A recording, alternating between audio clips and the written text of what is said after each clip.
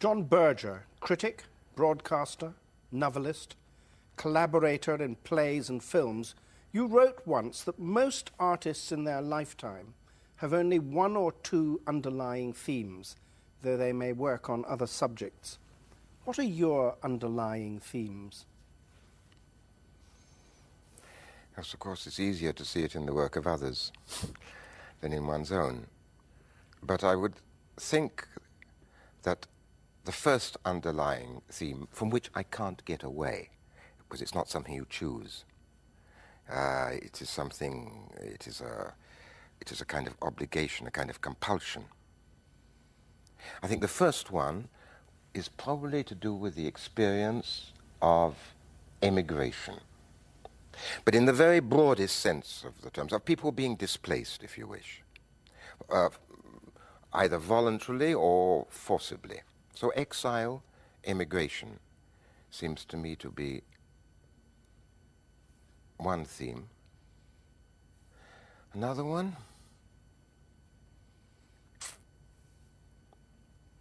No, actually I can't think. I think I have only one. How can emigration, displacement, become a compulsion for you? What can be the origin of that for you? I mean, that seems to me a sort of conceptual way of looking at the world, almost. You feel compelled to keep writing about it. No. That's the problem with questions, because we often put the coat on inside out. It's not that I say to myself, I'm going to write about immigration, or I'm going to write another book like that. On the contrary, for example, at this moment, I'm planning in my head, it's so early and it's so difficult to see for the moment, but I'm planning in my head a new book, which might be called Pizza Hut. This chain of pizza stores, American, across Europe.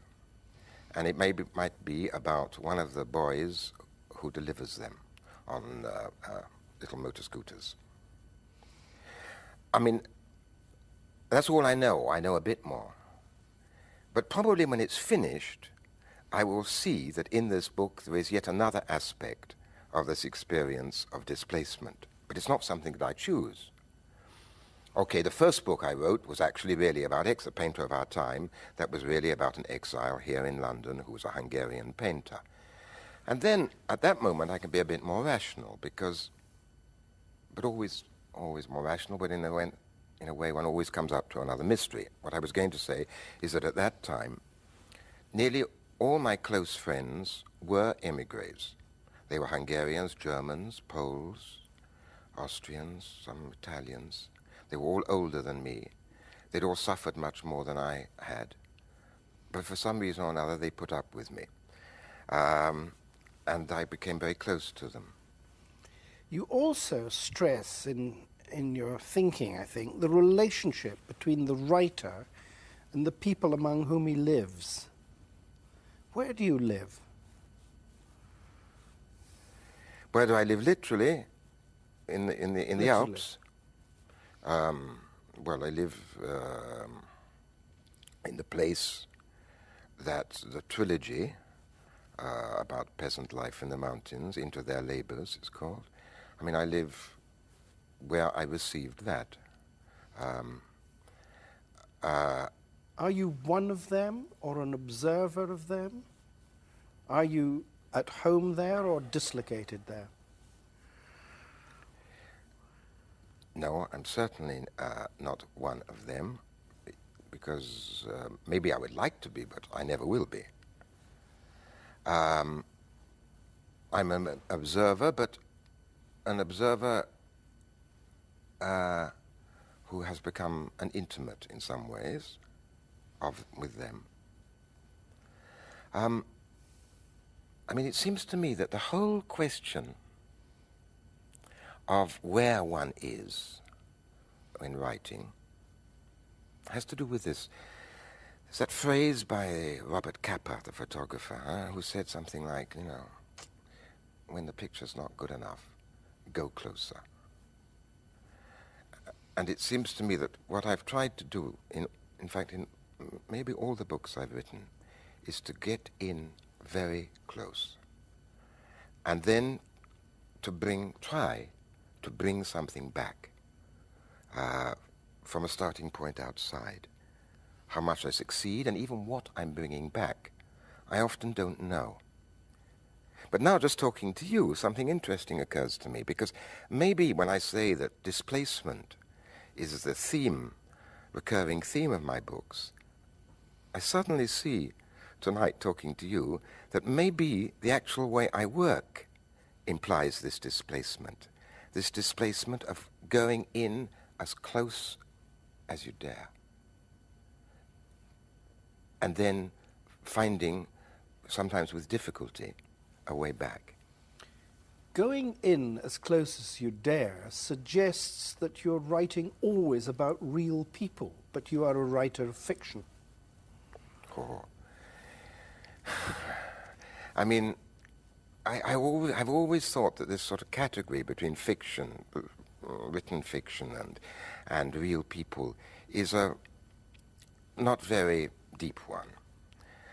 Because, I mean, everybody, finally, writes about real people. I mean, okay, the names change, things change, different things happen to them. But in fact, they are real people, it seems to me. And in my case, yes, of course I could give a kind of table of prototypes for perhaps all the characters in all my books. But at the same time, when they were assembled, they would have very, very little to do with those characters. Only for me, they were what I could listen to. Yes, because it's all a question of listening. Not just only listening to words that people say, but listening to what people are. You spend part of the year in Paris. Mm-hmm. Are you going to write more about cities? The Pizza Hut will be in a city, not Yes, in the Alps. You've guessed right, I'm sure, yes. That's right. You used to be a Marxist. Are you still? Well, it all depends how much you've read Marx and how much you've studied Marx. Because this label has been put on me for nearly 50 years, and it really means two things. I mean, those who say, are you a Marxist? I mean, in the sense that I think probably they mean the term, I would say no, and I never was, really. But if somebody asks me who has really studied Marx, like I have, then I would say, yeah. I mean, we've been to those places, we've learnt those things, and I was a Marxist, and insofar as my thinking hasn't profoundly changed about the world, I'm sure I still am. You were born and brought up in England, and you live in Europe. Why is that?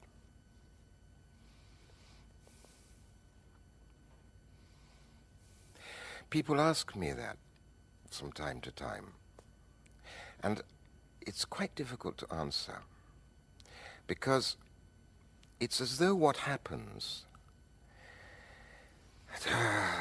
the decisions one takes, as though they are much clearer retrospectively. One tries to make them clearer than they are in reality. You know,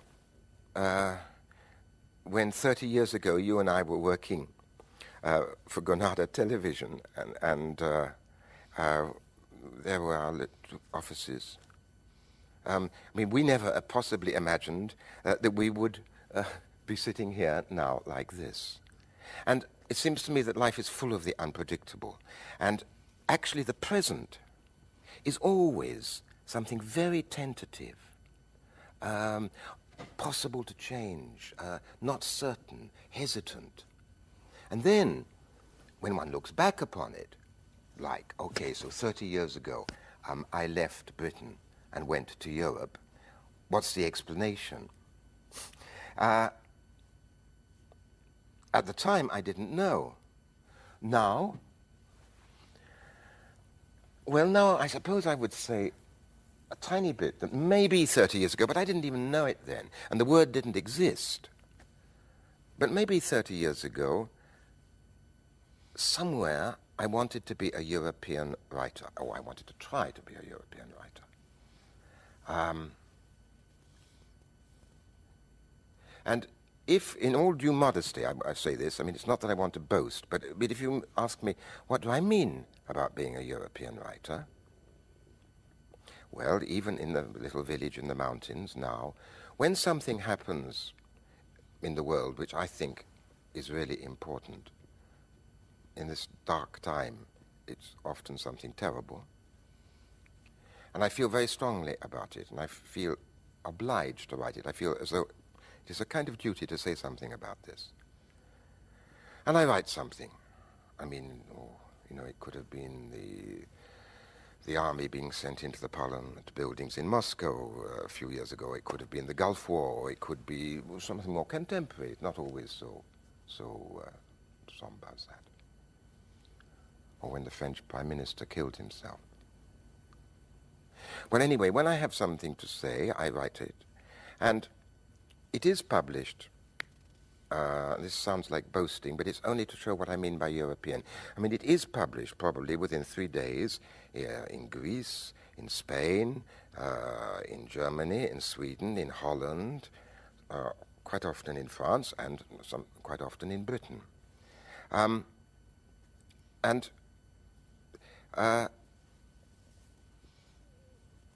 That's what I mean about having a European voice, perhaps. Are you writing about a Europe that endures or a Europe in flux? Or Europe in flux. A Europe that has endured for very long. A Europe in flux, a Europe which is very confused.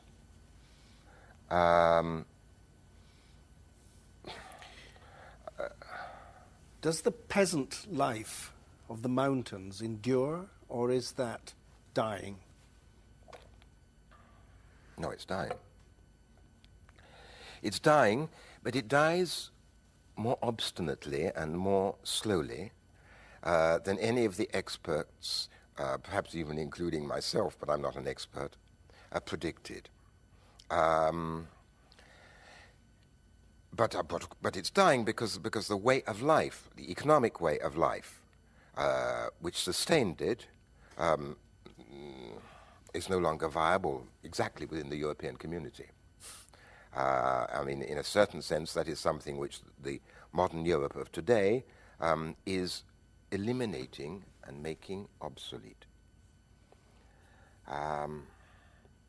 And that is quite a grave thing to do, in a way, because what it also means is that you are making obsolete not only a way of life, but a certain form of dignity, one of the variants of human dignity. And we have such need of all those variant examples today.